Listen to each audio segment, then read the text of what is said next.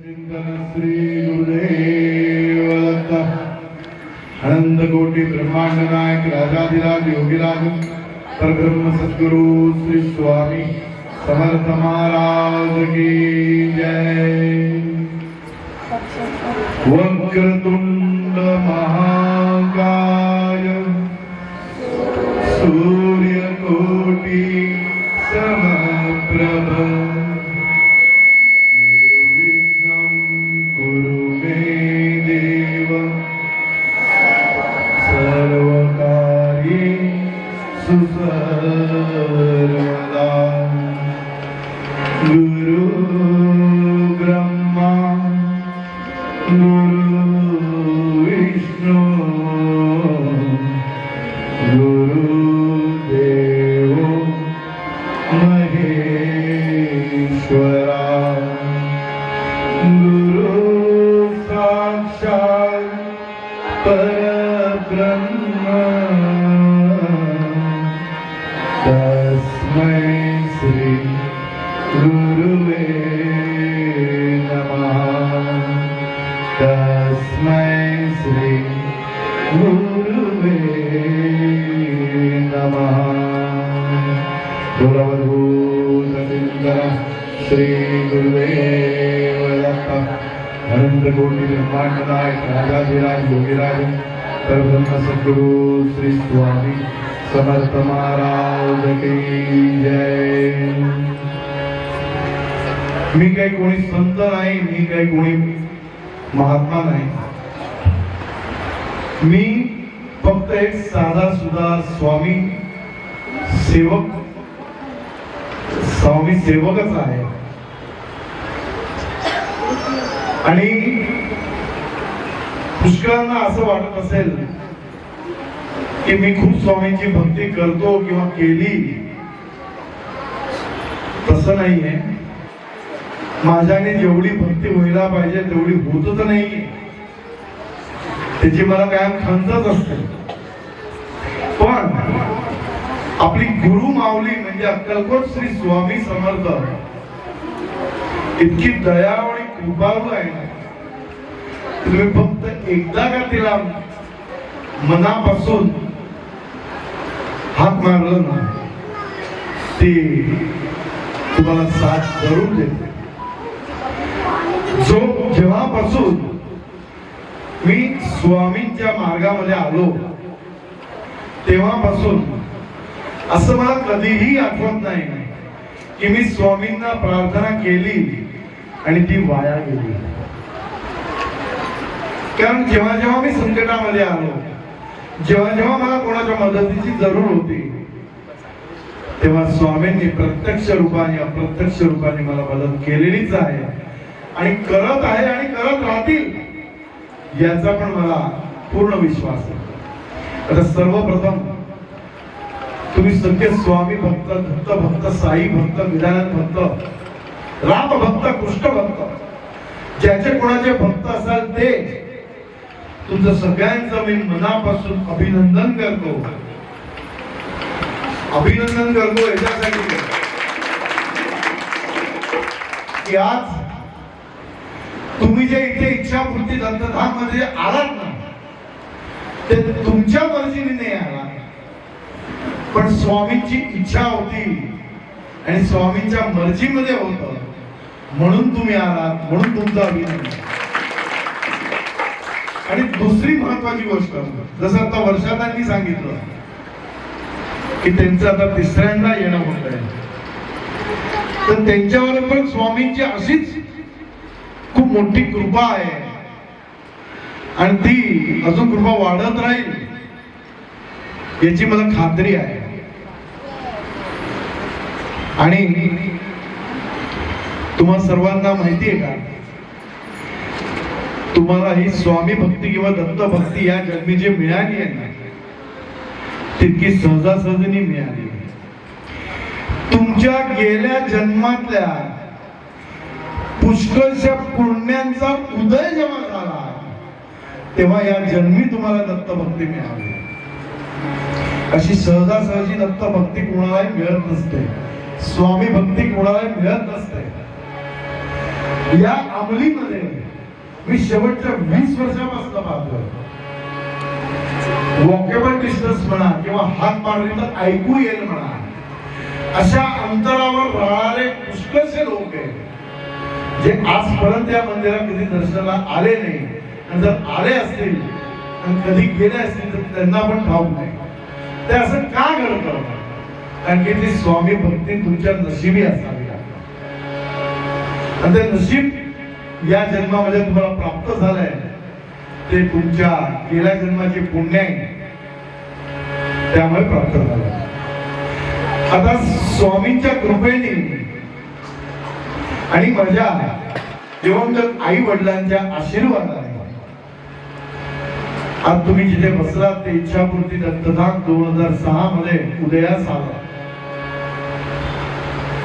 मी नुसते प्रयत्न केले आणि स्वामींनी हातभार लावला आणि काम पूर्ण झालं. माझ्या मनामध्ये फक्त एकच गोष्ट आहे, आणि ती म्हणजे कोणतंही काम हातात तुम्ही घेतात तेव्हा ते पूर्ण होईल का नाही होईल याचा जर तुम्ही आधीपासून जर विचार करायला लागले तर ते काम कधीच पूर्ण होत नाही. कोणत्याही कामाचा निकाल तेव्हाच लागतो जेव्हा तुम्ही चालू करतात. आपण चालूच करत नाही आणि पूर्ण व्हायची वाट पाहतो, त्या भीतीने आपण पुढे जात नाही. पण माझ्या हृदयामध्ये एकच गोष्ट ठसलेली आहे, कोणत्याही गोष्टीचा एंड आणायचा असेल तर त्याची आधी सुरुवात करावी लागते. म्हणून मी कधी पण कोणतंही धार्मिक कार्य करायचं असलं तर मी मागचा पुढचा विचार करत नाही आणि कामाला सुरुवात करतो, आणि माझ्या स्वामींच्या कृपेने ते काम पूर्णत्वास जातं.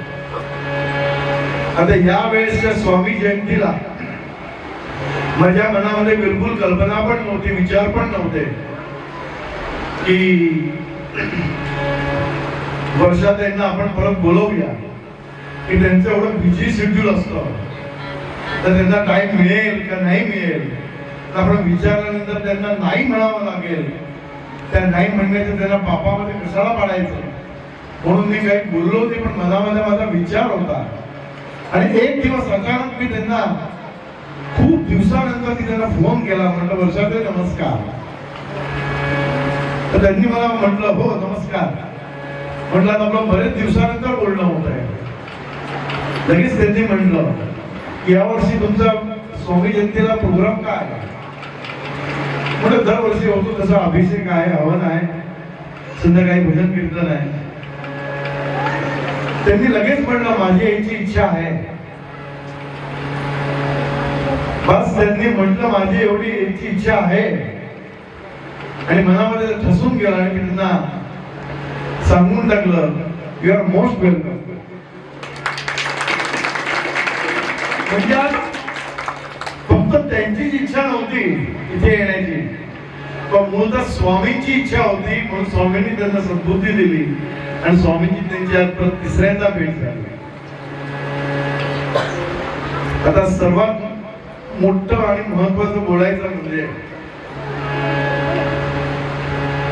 इथे जेवढे पण दत्त भक्त स्वामी भक्त उपस्थित आहे ना, त्या सगळ्यांचा एकच भ्रम आहे आणि एकच कॉमन प्रश्न आहे. आणि तो प्रश्न काय आहे, काय आहे, कशासाठी आहे? की असा एक पण व्यक्ती नाही का, असा एक पण पर्सनॅलिटी नाही ज्याच्या जीवनामध्ये आज दुःख नाही. मग तो करोडपती असो, एखाद्या इंडस्ट्रीमध्ये साधारण लेबर काम करणारा असो, तर कोणी सेलिब्रिटी असो, पण दरेकाच्या जीवनामध्ये काही ना काही दुःख असतच आणि येतच. मग दरेकाच्या मनामध्ये एकच विचार येतो, मी तर कधी कुणाचं वाईट केलं नाही, मग माझ्या वाट्याला हे का आलं? पण म्हणतो आपल्याला हा जो मनुष्य जन्म जो मिळतो ना,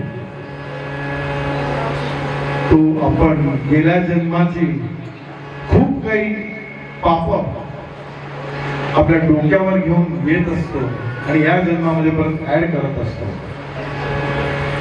आणि त्यामुळे आपला पापाचा पडदा भारी होत जातो आणि पुण्याचा पडदा हलका पडत जातो. आता कोणी पण माणूस, कोणी पण भक्त दिवसातून भक्ती किती तास करू शकणार? आपण 12 तास तर झोपड्यामध्ये जातात, इतर विधीमध्ये जातात. राहिलेल्या 12 तासापैकी आपल्याला 10 तास काम करावंच लागतं कोणालाही. मग राहिले ते 2 तास, त्या 2 तासामध्ये मी जास्तीत जास्त किती भक्ती करणार? आणि आपल्या हातून जे पाप घडतं ना, ते पापाचं क्वांटिटी एक क्षणात एवढी वाढून जाते. आणि आपण काय करतो, थोडस पुण्यकर्म केलं की लगेच आपण आशा ठेवतो. म्हणून माणसाला असं वाटतं मी एवढी पारायण केली, मी एवढे जप केले, तरी माझ्या वाट्याला असं काय येतं. पण कमीत कमी भक्ती करून जास्तीत जास्त पापांचा तुम्हाला गेल्या जन्मातील नाश करायचा असेल आणि तुमचा पुण्याचा पडला जर उपर उठवायचा असेल, तर त्यासाठी या कलियुगामध्ये फक्त दोन व्यवस्था आहे. आणि ती व्यवस्था म्हणजे एक तर नामस्मरण. मग कोणाचंही नामस्मरण करा, शंकराचं करा, रामाचं करा, कृष्णाचं करा, अल्लाचं करा, येशूचं करा, गजानन महाराजांचं करा, साईबाबांचं करा, कोणत्याही देवीचं करा. आणि दुसरा मार्ग आहे म्हणजे या जगाचे चालक, मालक, पालक परब्रह्म श्री दत्तात्रय यांच्याशिवाय आपल्याला आता काही उपाय नाही. कारण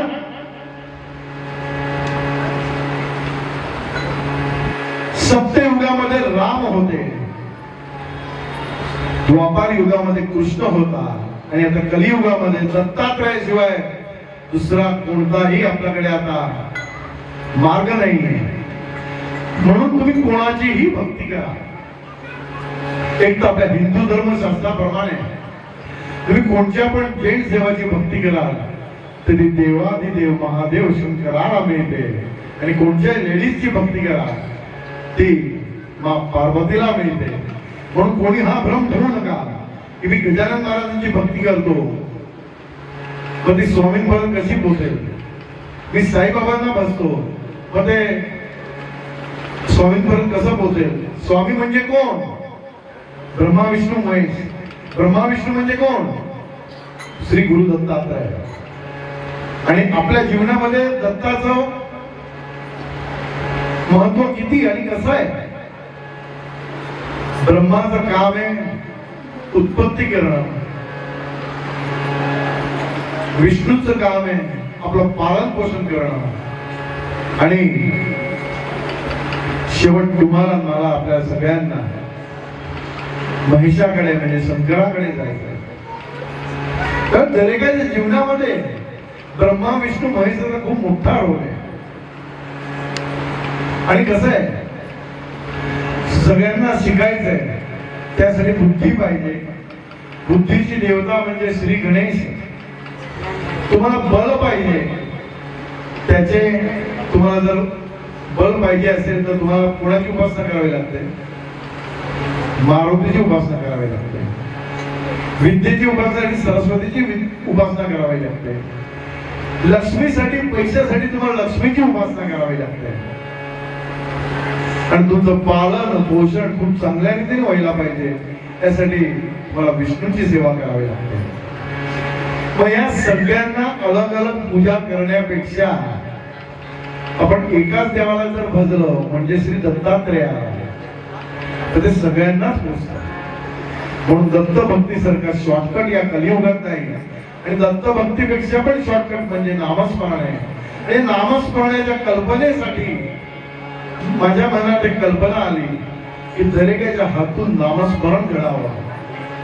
म्हणून मी काय केलं, मनामध्ये जी संकल्पना आली ती लोकांसमोर मांडली की जो स्वामी भक्त 1,25,000 स्वामींचा जप करेल त्याला या इच्छापूर्ती दत्तधाम कडून एक छोटीशी स्वामींची प्रतिमा अभिमंत्रित करून विनामूल्य भेट देण्यात येईल. पण त्याच्यासाठी कोणतंही बंधन नव्हतं, कोणतंही बंधन नाही. जेव्हा तुम्हाला वेळ मिळेल तेव्हा तुम्ही जप करा. जेव्हा तुम्हाला वाटेल की तुमचं मन प्रफुल्लित आहे, तुम्ही शुद्ध जागी बसले आहात, तेव्हा तुम्ही जप करा. तुम्ही तुमचा जप मोजा आणि लिहून ठेवा. 1,25,000 जप करण्यासाठी तुम्हाला 1158 माळा करायच्या असतात. पण त्या 1158 ला तुम्ही 30 ने भागा, 60 ने भागा, 90 ने भागा, 120 ने भागा. ते तुम्हाला समजेल की तुमचा जप किती महिन्यात पूर्ण होईल. असो आता कायम तुम्ही कोणत्याही स्वामींच्या मंदिरात जातात, तिथे तुम्हाला एक ब्रीदवाक्य जरूर वाचायला मिळतं, आणि ते म्हणजे कोणतं? भिवू नकोस, मी तुझ्या पाठीशी आहे. याचा अर्थ काय? की स्वामी म्हणतात, जो भक्त माझा जप करतो त्याला मी निरंतर जपतो आणि मी त्याच्या कायम पाठीशी असतो. पण त्यांचं म्हणणं एकच आहे की माझी भक्ती करा, पण आतून करा, दांभिकपणे करू नका. आणि तुम्ही केलेल्या भक्तीचा पब्लिसिटी करू नका. पुष्कळांना सवय असते, जाणता अजाणता चुकून पण होत असेल, पण त्यांनी हा पॉइंट लक्षात ठेवावा. तुम्ही किती भक्ती करता, किती पारायण करता, याची वाच्यता कधी कुणाकडे करू नये. अशी वाच्यता केल्याने त्याची किंमत कमी होऊन जाते. हा, तुम्ही लोकांना अजून सांगू शकतात की अरे मी गुरुजयंतीचं पारायण केलं, मला खूप फरक पडला, तू पण कर. पण मी आजपर्यंत एवढी पारायण केली, तेवढी पारायण केली, मी एवढा जप केला, तेवढा जप केला, असं कधी सांगतो. आपला विषय चालू होता, भिवू नकोस, मी तुझ्या पाठीशी आहे. याच्यावर तुम्हाला एक छोटस उदाहरण देतो की स्वामी पाठीशी कसे असतात. एकदा वापीहून मुंबईला एक कोणी मोठा शेठ गाडी घेऊन जात होता, आणि रस्त्यामध्ये डिवायडर वरून एक काका आले, ते सायकल घेऊन मध्ये घुसले आणि ऍक्सिडेंट झाला. आणि त्या सायकल वाल्या म्हाताऱ्या मुलांना थोडस लागलं. ड्रायव्हरने इमर्जन्सी ब्रेक मारली, गाडी थांबली, पण थोडस त्या माणसाला लागलं आणि तो पडला. मग नंतर काय झालं? त्या शेठनी म्हटलं ड्रायव्हरला की बाळ त्याला काही लागला वगैरे आहे का? त्यांनी कृतज्ञता दाखवली. पण हे सगळं तिथे उभं राहून कोणीतरी मोठा गुंड प्रवृत्तीचा माणूस उभा होता आणि तो धावत आला आणि तो ड्रायव्हरची शिवागाळी करायला लागला आणि म्हणे, तुमच्यामुळे मात्र मेला असताना असं झालं असतं, तसं झालं असतं. पण त्याचा सपोर्ट मिळाल्यानंतर तो म्हातारा पण लगेच आडवा झाला. म्हणे माझे 2 मणके गेले हो, आता मी कसा चालणार, आता मला दवाखान्यात कोण घेऊन जाणार. त्याची नाटकं चालू झाली. लगेच तो मध्यस्थी करणारा म्हणाला, गेला एक्सरे काढायला 10,000 लागतील, त्याचं ऑपरेशन करायला 20,000 लागतील.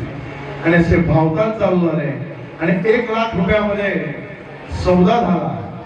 पण तो शेठचा मालिक खाली उतरला आणि त्यांनी म्हटलं की आम्ही याला मदत करायला तयार आहे, आम्हाला काय बंधात पडायचं नाही पोलीस केसच्या बाबतीत. मी 15,000 देऊ शकतो, तुम्हाला हवेच तर घ्या, नाही तर आपण कायद्याच्या दृष्टीने बोलूया. पण शेवटचे 15,000 काम झालं. 5,000 त्या म्हाताऱ्याला मिळाले आणि 10,000 त्या मध्यस्थीला मिळाले. आता मला सांगण्याचा हेतू काय? गाडी कोण चालवत होता? ड्रायव्हर. चूक कोणाची होती? त्या माणसाची. पण 15,000 कोणाला भरावे लागले? मालकाला. ड्रायव्हरला भरावे लागले का? नाही. जे ड्रायव्हरची चूक असून सुद्धा त्याच्या मागे जो मालक होता ना, तो एवढा सक्षम होता, त्यांनी 15,000 भरले, त्या ड्रायव्हरचं काही नुकसान झालं नाही. बस सांगण्याचा हेतू आहे, तुम्ही जर मनाने जर स्वामींची भक्ती केली आणि तुमच्या हातून काही चूक जरी झाली तरी स्वामी त्यांचं वाक्य जे आहे, भिवू नकोस, मी तुझ्या पाठीशी आहे. म्हणून कधी पण बिनधास्त भक्ती करता.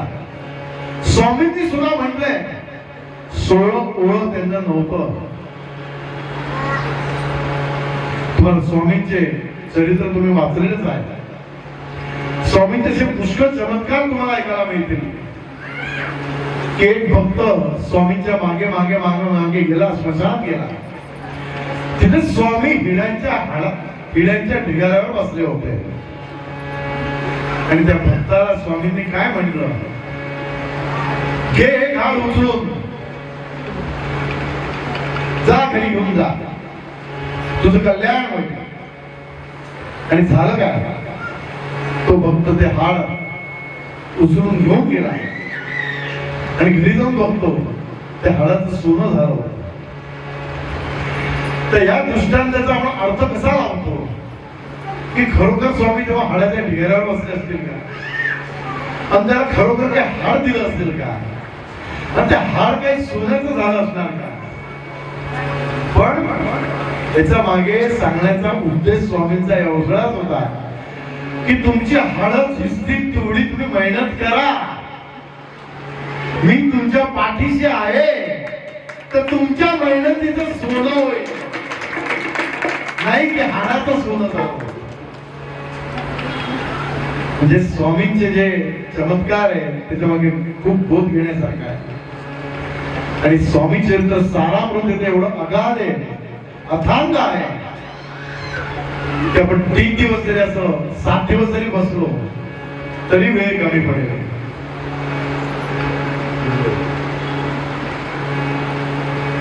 आणि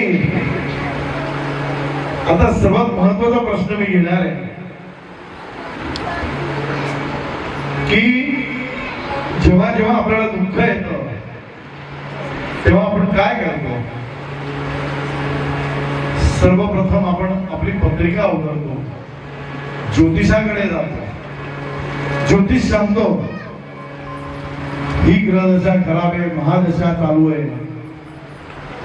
नारायण नागबरी करावा लागेल, पितृतर्पण करावा लागेल, कालसर्प करावा लागेल.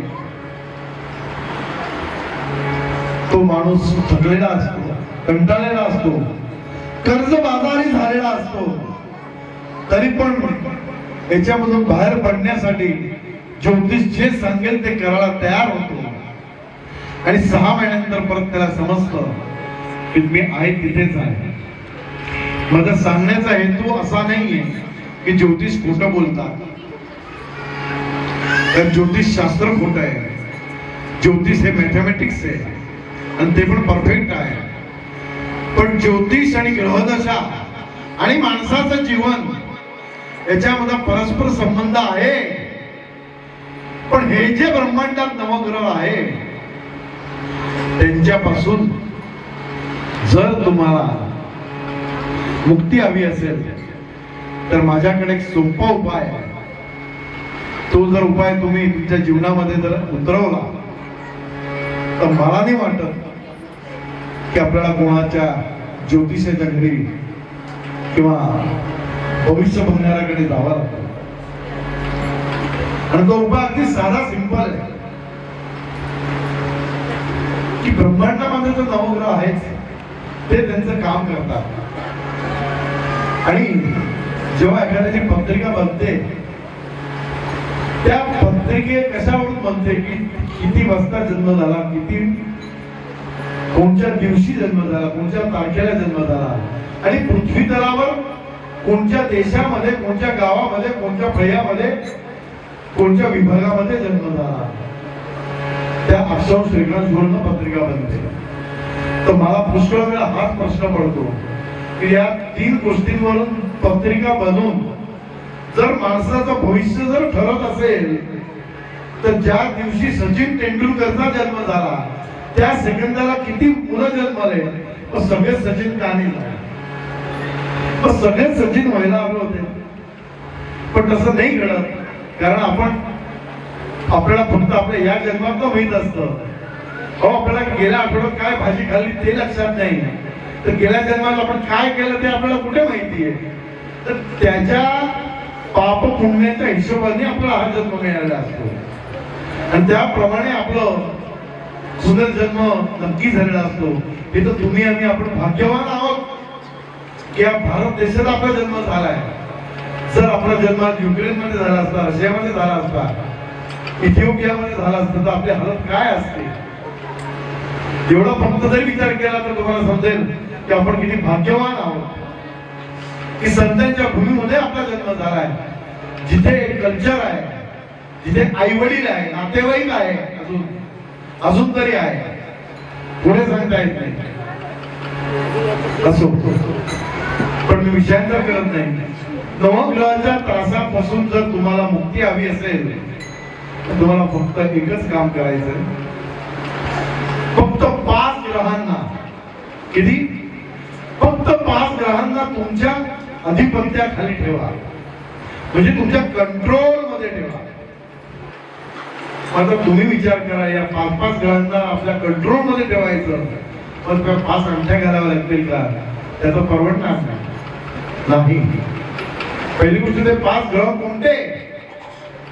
तर पहिला ग्रह सूर्य, दुसरा ग्रह चंद्र, तिसरा ग्रह मंगळ, चौथा ग्रह शनी आणि 5वा ग्रह गुरु. राहिलेले ग्रहांचा तुमच्यावर काहीही इफेक्ट होणार नाही जर या ग्रहांना तुम्ही तुमच्या कंट्रोल मध्ये ठेवलं तर. आता तुम्हाला हा प्रश्न पडेल की या 5 ग्रहांच्या मंदिर कुठे, यांच्या मंदिरात कसं जाणार? मंदिरात जायची जरूर नाही, त्यांचे स्तोत्र बोलायची जरूर नाही, त्यांचे उपास करायची जरूर नाही. मग करायचं तरी काय? पण ते 5 ग्रह कुठे तुम्हाला माहिती का? ब्रह्मांडात आहेत, पण आता इथे पण तुमच्या आमच्या मध्येच आहेत ते 5 ग्रह. ते कोणते? सूर्य म्हणजे वडील. अहो, तुम्ही वडिलांना खुश ठेवा, वडिलांची सेवा करा, वडिलांची पण वडील घरा माणसांची, असंही म्हणायला हरकत नाही. एखादा माणूस म्हणेल, त्याच्यावर मी नंतर येतो, की त्याचे आई वडील नाहीये, त्यांनी काय समजावं, त्या विषयावर मी नंतर सांगेन. सूर्य म्हणजे वडील, चंद्र म्हणजे आई, माँ, मंगळ म्हणजे तुमची बहीण, तुमचा भाऊ. अहो, तुमच्या घरात काम करणारा तुमचा नोकर वर्ग तो पण मंगळाच्या अधिपत्याखाली येतो. तुमची गाडी चालवणारा ड्रायव्हर पण मंगळाच्या अंडर मध्ये येतो. तुमच्या फॅक्टरीमध्ये काम करणारा वर्कर तो पण मंगळ ग्रहाच्या अधिपत्याखाली येतो. तुमचं संडास बाथरूम धुणारा स्वीपर पण मंगळाच्या अधिपत्याखाली येतो. याचा अर्थ काय? या सगळ्यांशी तुम्ही संबंध चांगले ठेवा, त्यांना खुश ठेवा, त्यांना नाराज करू नका. तुमचा मंगळ उच्च आहे. पण तर तो शनी, शनी म्हणजे कोण? हो, धर्मनिरपेक्ष असा तो देव. धर्मनिरपेक्ष. दरेकाला एक भीती मनामध्ये पहिल्यापासून की 7:30 चालू होणार, 7:30 चालू आहे. अहो, काय भीतात 7:30ला? 7:30 म्हणजे शनी कधीच कोणाचं वाईट करत नाही, केलं नाही आणि करणार नाही. शनीच काय हो, कोणतेच ग्रह माणसाचं कधीच वाईट करत नाही. माणसाला ग्रह लढत नाही, माणसाला माणसंच लढतात. माणसाला माणसंच लढतात. ग्रह तर बिचारे ब्रह्मांडात बसून त्यांचं कार्य बरोबर करतात, पण आपण ग्रह दशेवर जातो. शनीला खुश ठेवून म्हणजे काय करायचं? त्याचा निलंब करायचा नाही. शनीचं स्तोत्र, शनी चालीसा रोज म्हणायचे नाही. अहो, शनीला खुश ठेवायचं असेल शनी म्हणजे कोण? तुमचा पती, तुमची पत्नी, तुमची सासू, तुमच्या सासूबाई, तुमची जाऊ, तुमचे धीर, तुमचे शेजारी पाजारी, तुमच्याकडे येणारे पाहुणे, तुम्ही ज्या सोसायटीमध्ये राहतात ना ते सगळे मेंबर. म्हणजे सांगण्याचा उद्देश एकच आहे, तुम्ही सगळ्यांशी प्रेमाने वागा, धर्माप्रमाणे आचरण करा, त्यांना खुश ठेवा. तर शनी तुमचा उच्चता राहणार आहे. आणि राहिला तो गुरु, त्या गुरुची तुम्ही सेवा जर केली तर 5 ग्रह तुमच्या आधिपत्याखाली जर आले तर राहू केतू तुमचं काही वाकडा करू शकणार नाही. आणि जर शनीची 7.5 आली तरी सद्गुरूचा साथ तुम्हाला लाभणार आहे. 7.5 येईल केव्हा आणि जाईल केव्हा तुम्हाला समजणार पण नाही. कारण मी माझं जिवंत उदाहरण देतो आणि ते उदाहरण यासाठी देतो की माझ्या डोळ्यांनी पाहिलेलं आहे. आणि अशी व्यक्तिमत्व सगळे असतात असं नाहीये, पण कोणी नाही असंही नाहीये. असे पुष्कळ व्यक्तिमत्व आहे की त्यांच्यासारखी जर तुमची लाईफस्टाईल राहिली ना तर मी सांगेल असे 5 ग्रह त्यांच्या अंडरमध्ये होते. तर पुष्कळांना प्रश्नासारखी ज्यांची आई वडील नाहीये पण त्यांच्या आयुष्यामध्ये सूर्य चंद्राचा पावर नाही राहणार का? पण तसं नाही. आपल्या प्रार्थनेमध्ये आपण काय म्हणत असतो, त्वमेव माता च पिता त्वमेव त्वमेव बंधू च सखा त्वमेव. आपण कोणाला म्हणतो? गुरुला म्हणतो ना. जर गुरुला तुम्ही माय बाप म्हणत असाल तर गुरुच तुमचं सर्वस्व आहे. आणि त्या 5 ग्रहांमध्ये गुरुची भक्ती होतेच. म्हणजे तुम्ही ते मनामध्ये आणू नका की आई वडील नाहीये तर मग चंद्र सूर्याचा पावर आम्हाला कसा मिळणार आहे. आणि मी आज या मंचावर बसून मी तुम्हाला ते व्यक्तिमत्व कोण ते सांगणार आहे. त्या अशा 2 पर्सनॅलिटी होत्या. त्यांनी जे त्यांचं आयुष्य घडवलं आणि घालवलं त्याचं जर अनुकरण मी जरी केलं असतं तरी मला जीवनात कधी दुःख नसतं आलं. माझ्या जीवनामध्ये खूप दुःख येऊन गेलं, पण माझ्या जीवनात जे काही दुःख आलं त्याला मी कोणाला जबाबदार ठरवलेलं नाही, ठरवणार नाही. माझ्या येणाऱ्या दुःखाला मी स्वतःला जबाबदार ठरतो. आणि दरेक जण त्याच्यावर आलेल्या दुःखाला स्वतः जबाबदार असतो हे दरेकाने गृहीत धरावं. आणि अजून एक मंत्र तुम्हाला मी आज देऊ इच्छितो, तो तुम्ही घरी गेल्यावर भिंतीवर लिहून ठेवा किंवा डायरीमध्ये लिहून ठेवा. इथे जेवढे पण स्वामी भक्त दत्त भक्त उपस्थित आहे ना, दरेकाचं काही ना काही नाव आहे. दरेकाचं काही ना काही नाव आहे. जसं माझं नाव अरुण आहे, त्यांचं नाव शारदा आहे, तुझं नाव काय? कविता आहे. दरेकाचं काही काही नाव आहे. तुझे सगळ्यांची नावं तर मी घेऊ शकत नाही, पण एक उदाहरण तुम्हाला म्हणून सांगतो.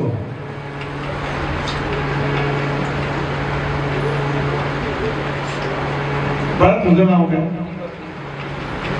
हे आपल्या सोबत तबल्यावर साथ द्यायला जे दीपक राव बसले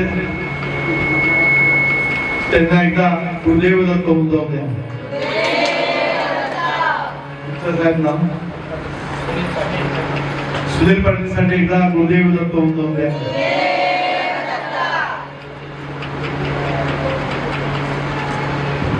सगळ्यांना एक नंबर विनंती, थोडं पुढे सरकले तर मागच्यांना बसता येईल.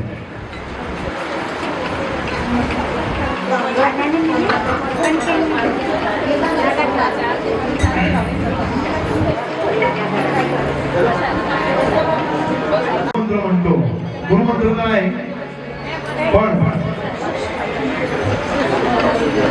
हे वाक्य तुम्ही घरी जाऊन लिहून ठेवा, तुमच्या डायरीमध्ये लिहून ठेवा.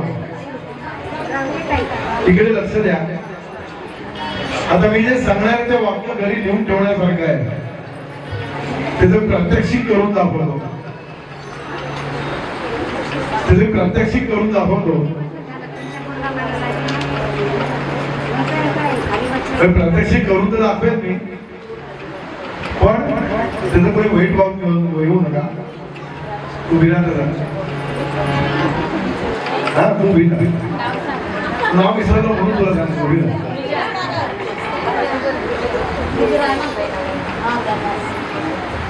त्या ताईंसाठी एकदा गुरुदेव होऊन द्या. नाव काय म्हणाल? तिचं नाव योगिता आहे बरोबर. तर तुमचं काहीतरी नाव पासून दाखल.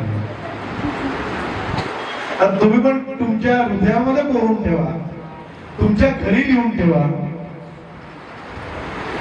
योगिता कोणाची नाही आणि योगिताचं पण कोणी नाही. आलं का लक्षात? मला काय सांगायचंय, जसं योगिता कोणाची नाही आणि योगिताचं पण कोणी नाही.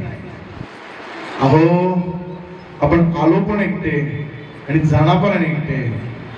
आपलं सगळं माहीतच असतं, तरी पण मोह माया याच्यामध्ये आपण अडकलेलो असतो. आणि जीवनामध्ये आपण जे जास्त दुःखी जे होतो ना, ते एकाच कारणाने होतो, ते म्हणजे आपण अपेक्षा ठेवतो, आशा ठेवतो. मग ते आई असो, मुलगा असो, वडील असो, बायको असो, सून असो, नातू असो, मित्र असो, मैत्रीण असो. आणि शेवट माणूस देवाला पण सोडत नाही. पुष्कळांचा असं मनामध्ये विचार येतो, मी एवढी पारायण केली, मी एवढी तपश्चर्या केली, तरी माझ्यासोबत असं का होतं? पण भक्त हो, तुम्ही जे करतात ते कुठेतरी नोंदलं जातं. आणि जेव्हा तुम्हाला त्याची खरोखर जरूर आहे, तेव्हा तुम्हाला ते दिलं जातं. म्हणून तुम्ही असं कधीच समजू नका की तुम्ही केलेली सेवा वाया गेली. आपण केलेली सेवा कधीच वाया जात नाही. आता आपला विषय चालू होता ब्रह्मा विष्णू महेश दत्त भक्ती. तर तुम्हाला दत्त जन्म तर सगळ्यांना ठाऊकच आहे. अत्रि अनुसूयेच्या पोटी दत्त जन्म झाला. तर पुष्कळांनी कथा ऐकलेली आहे की ब्रह्मा विष्णू महेश ऋषी मुनींचं रूप धारण करून अनुसूयेची परीक्षा पाहायला गेले आणि तिथे दत्त जन्म झाला. पण त्याच्यामध्ये अपभ्रंश आहे किंवा गैरसमज आहे. असं पुष्कळ ठिकाणी वाचण्यात येतं की ते 3 ऋषी मुनी अत्रि अनुसूयेच्या घरी जेव्हा गेले, त्यांनी एकच म्हटलं की ओम भवती भिक्षाम देहि. पण जर अत्रि अनुसूया बाहेर आली की म्हणे, महाराज तुम्हाला काय भिक्षा हवी मी द्यायला तयार आहे. पण त्या भिक्षुकांनी काय सांगावं, आम्ही भिक्षा घेणार आहे म्हणे. पण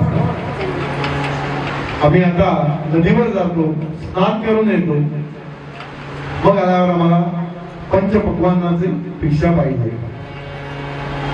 तर त्या आश्रमापासून नदी जवळच होती. ऋषीमुनींना वाटलं की आपण 10 मिनिटात तर परत येऊ, 10 मिनिटात स्वयंपाक कसा करायचा. म्हणून ते गेले. तेवढंच अत्रि मुनीच्या अनुसूयेने काय केलं, सूर्यदेवताला प्रार्थना केली. सगळी साधन सामुग्री एका थाळीमध्ये एकत्र केली आणि सूर्यदेवाला सांगितलं की हे देवा, ते अन्न तूच शिजव की ते लोक 10 मिनिटात येतील तर मी त्यांना हे भोजन करवे. आणि खरोखर 10 मिनिटात ते 3 ऋषीमुनी परत आले. आणि त्या ऋषीमुनींनी त्या अत्रि अनुसूयेकडे सांगितलं, आता आम्हाला तू जेवण वाढ, पण आम्हाला न स्थितीमध्ये तू आम्हाला जेवण वाढशील. याचा अर्थ पुष्कळांनी असाच लावलेला आहे की ऋषीमुनींनी असं म्हटलं की तू निर्वस्त्र होऊन आम्हाला जेवण वाढ, पण तो अर्थ तसा नाहीये. कृपा करून तसा त्याचा आपण अर्थ घ्यायचा नाहीये. ऋषीमुनींनी म्हटलं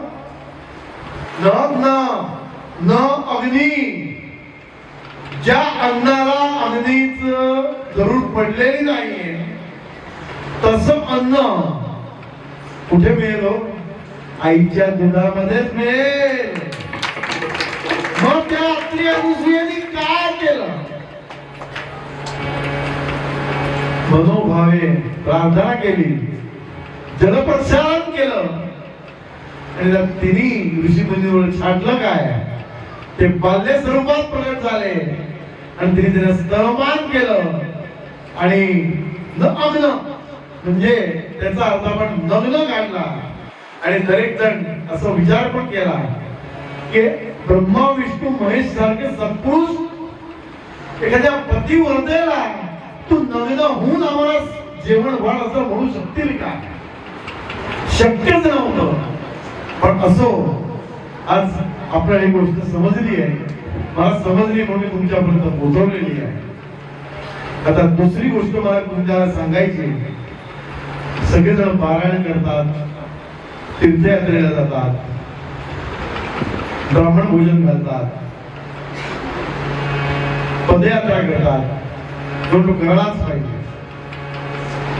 आणखी धर्माचं आचरण केल्याशिवाय जीवनामध्ये तुमची प्रगती सद्गती तुम्हाला मिळू शकत नाही. कर्म तो दरेक जण करतो, कर्म केल्याशिवाय कोणाला काही मिळणारच नाहीये. पण कर्माला धर्माचा टच पाहिजे. जर धर्माचा सपोर्ट घेऊन जर तुम्ही कर्म केलं तरच तुम्हाला ते सत्कर्म म्हटलं जाईल. तर उदाहरणार्थ एक चाकू आहे, चाकू, त्या चाकूने कोणाचं मर्डर पण होऊ शकतं.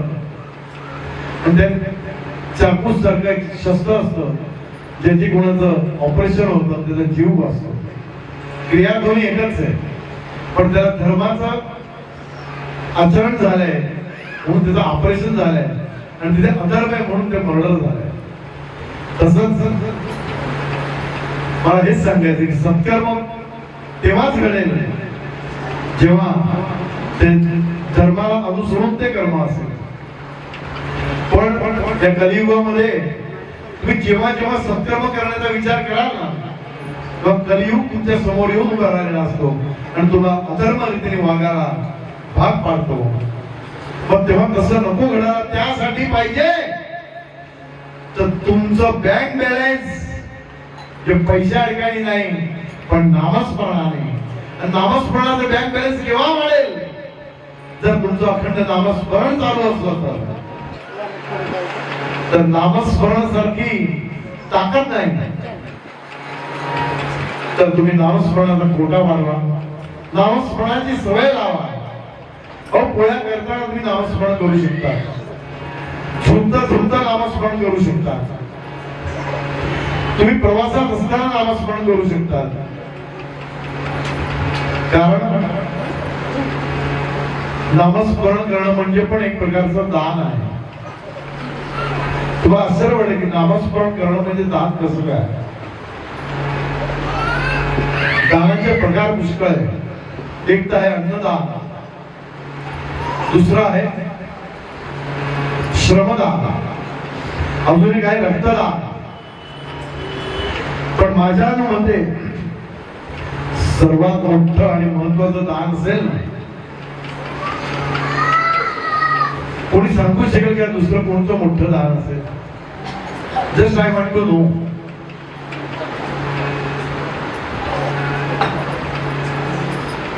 त्या दानासारखं मोठं दान आजपर्यंत मी कधी ऐकलंच नाही. अन्नदान चांगली गोष्ट आहे. अहो पण ते अन्न तुम्ही दान करतात ते तुम्हाला कोण देतं? हा देह तुम्हाला कोणी दिला? हा देहामधला तो राम निघून गेल्यानंतर तुम्हाला त्याचा उपयोग आहे का? नाहीये ना.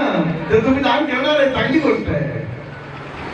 पण जे तुमचं आहे, तुमचं स्वतःचं आहे, ज्याच्यावर तुमचा हक्क आहे, ते तुम्ही दान करून दाखवा, तर त्या दानाला किंमत आहे.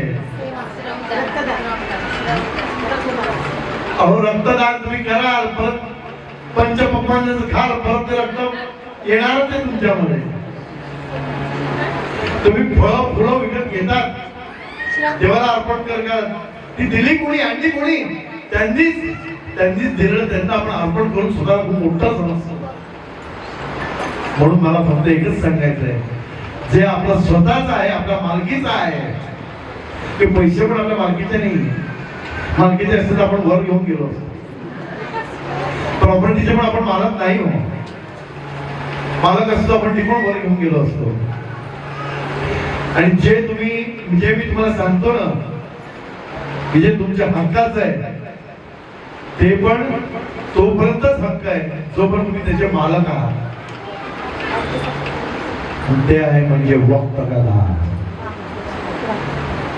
म्हणजे आज हा भावाने जेव्हा जन्म घेतला ना, किंवा त्या ब्रह्मदेवाने याच्या कपाळावर लिहून ठेवलं होतं की या जीवनामध्ये हा माणूस, सांगू तुला, 10,56,24,372 एवढे श्वासोश्वास घेऊन तू जन्माला आलाय. गंमत करतो, घाबरू नको. पण 10,34,56,324 हे तुझे क्षण झाले, तुझे श्वासोश्वास झाले. त्याला कोणी वाढवू शकतं का? नाही. त्याला कोणी कमी करू शकतं का? नाही. मग तो श्वासोश्वास म्हणजे तो टाइम, तो वेळ, त्याचा मालिक कोण? तर हा स्वतः. आणि तो जो टाइम तुम्ही या सद्गुरूला जर द्याल ना, ते मोठं दान आहे.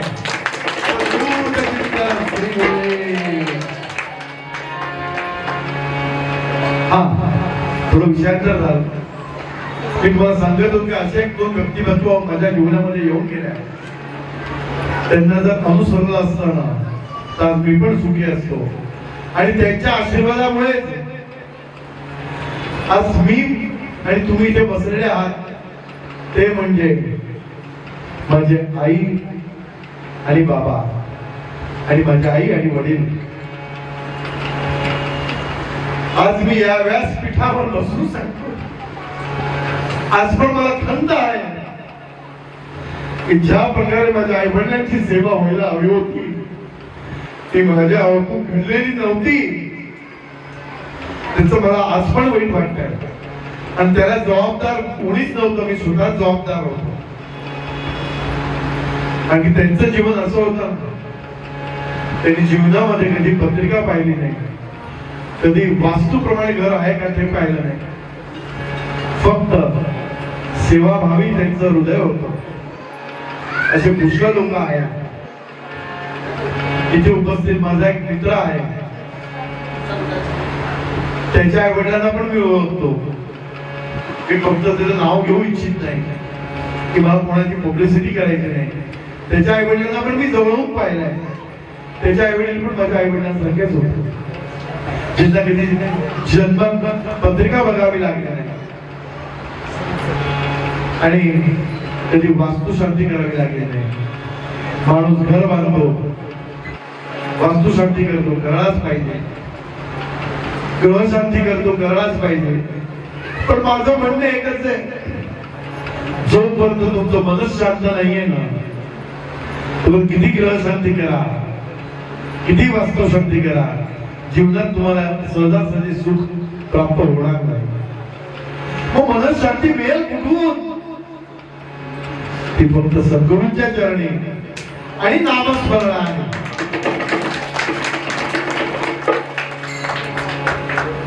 दादा, मी जे सांगत होतो की हे सगळं धार्मिक कार्य करता करता करता माणसाच्या हातून एक चूक होत असते. आणि ती चूक म्हणजे काय होतं? सहजासहजी माणूस समजा अक्कलकोटला गेला, पुढे यात्रेला गेला, तीर्थयात्रेला गेला की माणूस नमस्कार करतो. एखादा मारुतीरायाच्या मंदिरात गेला की माणूस म्हणतो, हे मारुतीराया, माझ्या मुलाला नोकरी लागून दे, मी 21 नारळाचं तोरण बांधेन. माझं एवढंच म्हणणं आहे, कधी पण कोणत्याही धर्मामध्ये, कोणत्याही पंथामध्ये, कोणत्याही देवाजवळ, कोणत्याही देवीजवळ, कोणत्याही गुरुजवळ कधी पण नवस करू नका. हो, नवस करणं म्हणजे it's one type of corruption with the God. आपण देवाशी भ्रष्टाचार करण्याचा प्रयत्न करतो. जे आपण देवाला काय म्हणतो, माझ्या मुलाला नोकरी लागली तरच, जेव्हा तिथे तरची भाषा येते ना, म्हणून आपण जीवनामध्ये तरच नसतो.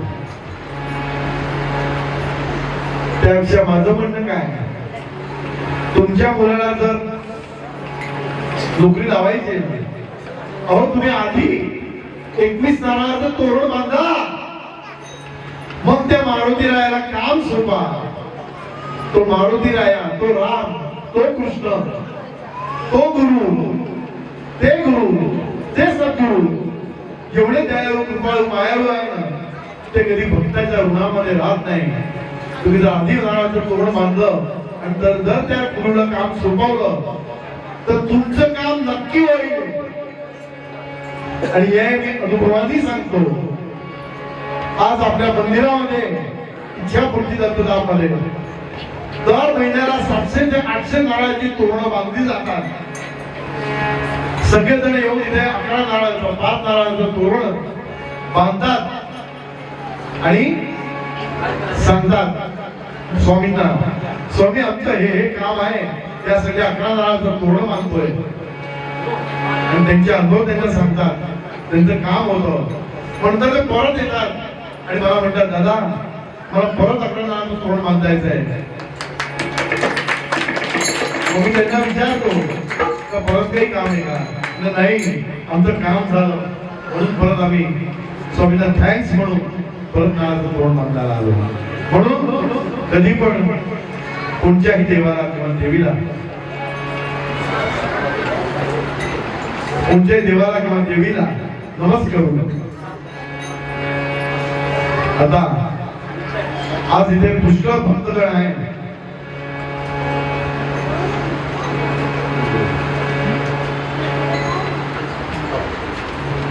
आता मी वैशाली ताईंना विनंती करतो की त्यांनी जे लेखन केलेलं आहे त्याची एक कॉपी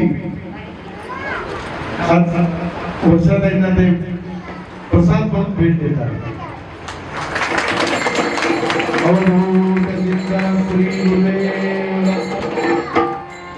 आणि आज त्यांच्या हातून एक लेखन पूर्ण झालेलं आहे, ते म्हणजे गुरुचरित्राचं. ते पण आज आजच्या दिवशी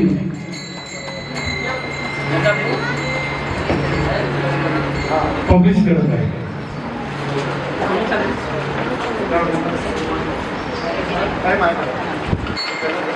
ग्रंथाचं ओपनिंग आहे, त्यांनी स्वतः त्यांच्या हाताने लेखन केलंय. आणि महत्वाची गोष्ट म्हणजे ते गोष्टी रूपात अगदी सहजासहजी समजतं. तुम्हाला कोणाला हवं असेल तर मला संपर्क करा की त्यांच्याकडून तुम्हाला मिळवून देत जाईल. आता तर त्यासाठी यांना एकदा हृदय करून जाऊन द्या.